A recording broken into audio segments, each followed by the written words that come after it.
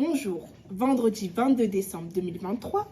Avant de commencer ce journal, rendez-vous en direct au lycée Émilie de Breteuil, où l'établissement a organisé un événement tout en gourmandise, la semaine du chocolat. Une première dans un établissement sur le territoire national. Nous allons retrouver Alicia. Alors Alicia, que se passe-t-il exactement ? Bonjour, oui, nous nous trouvons au lycée Émile de Breteuil, lycée qui a organisé sa semaine du chocolat. Donc nous pouvons voir plusieurs affiches à travers le lycée.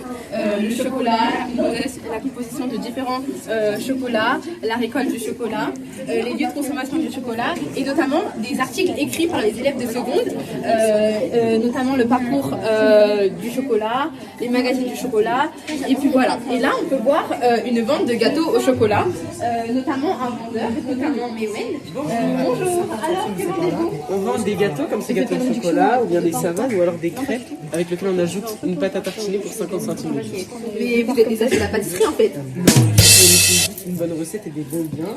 Par exemple, pour faire ce gâteau, on a utilisé le facteur de travail qui sont les élèves, plus le facteur de travail du robot, c'est lui qui a fait la pâtisserie, et en plus on a utilisé des consommations intermédiaires comme l'électricité qui alimente le robot, ou bien des ingrédients tout simplement comme la farine, etc. Ok, combien vendez-vous la part de gâteau ?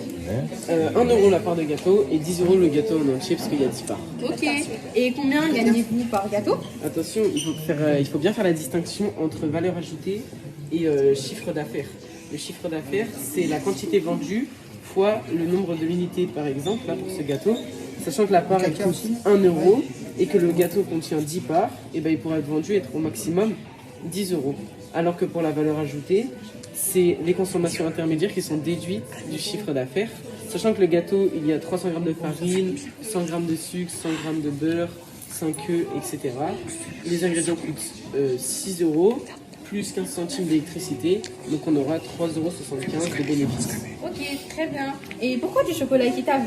Parce qu'on a choisi d'utiliser des usines qui priorisent les agriculteurs et la bonne communication, plutôt que des autres usines qui veulent juste faire du profit et voilà.